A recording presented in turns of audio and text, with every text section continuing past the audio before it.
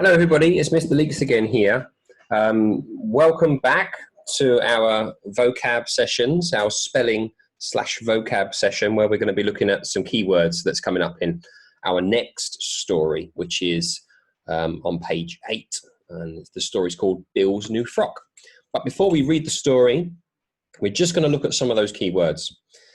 Just like before, I've listed them here on this PowerPoint, and we're just going to go through one by one. I haven't got any pictures this time.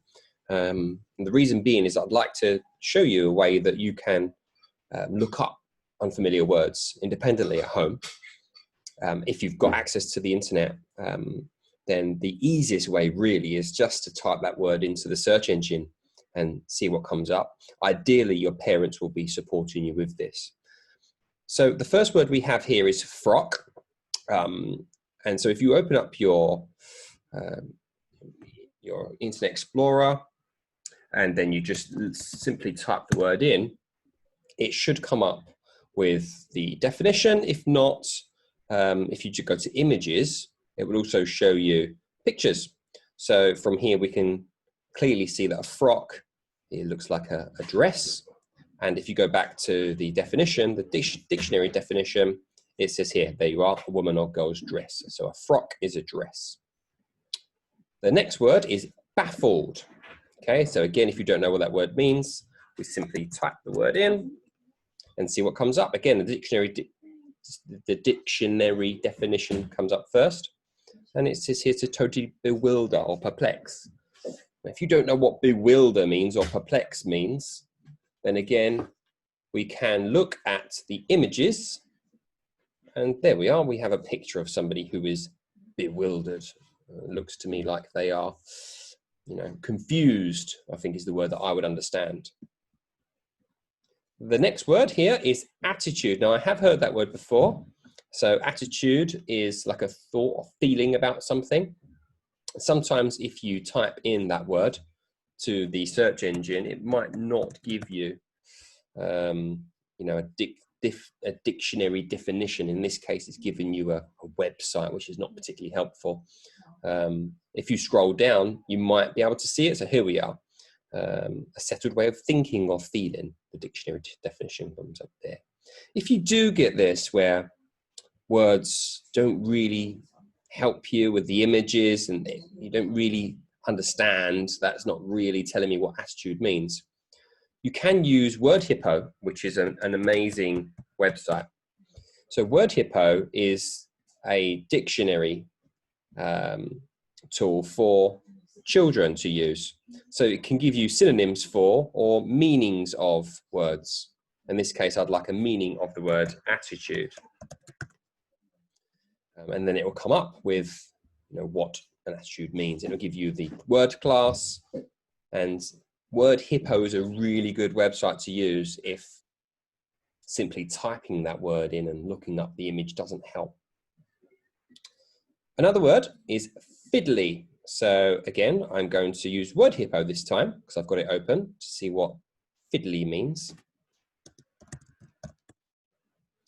And here we are. Again, it gives me the word class, so it's an adjective requiring dexterity to operate. It's quite hard for me to understand, so I'm just going to have a look in the web browser to see if there's, here we are, complicated or detailed, awkward to use. That's easy for me to understand. Okay, I understand that now.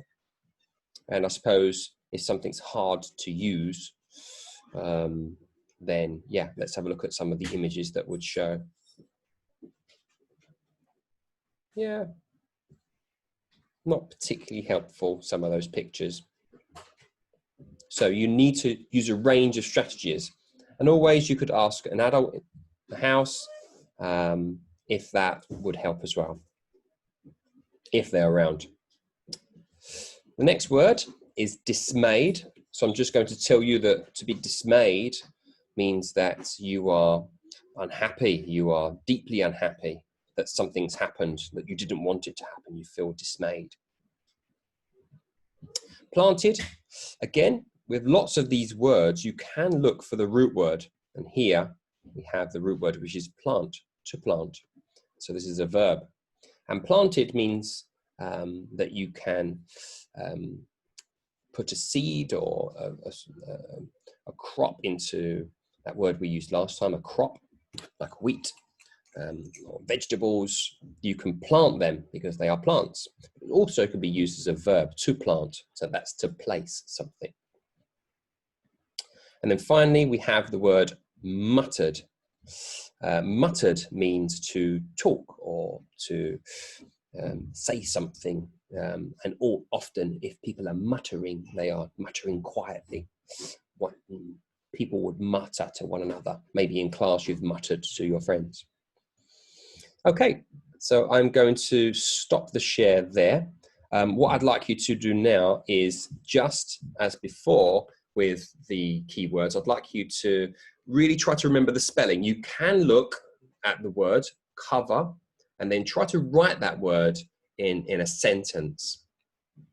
So it's just as before. So I'm going to choose the word frock, and I'm going to grab my pen and paper. I'm going to use a whiteboard pen and a whiteboard because it's easier just to show you guys on the screen. But you can use a pen and paper, scrap paper, or the homework book that you may have. And I'm going to use the word frock. Now, frock, F-R-O-C-K. It's 5 letters. And I know that word means address. So I'm going to say,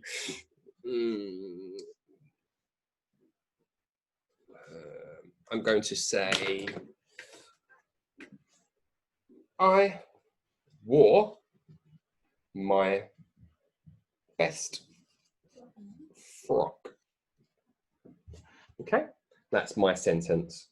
I'd like you to write a sentence for each of those keywords, getting the spelling correct, and also ensuring that you've used the word in the correct context.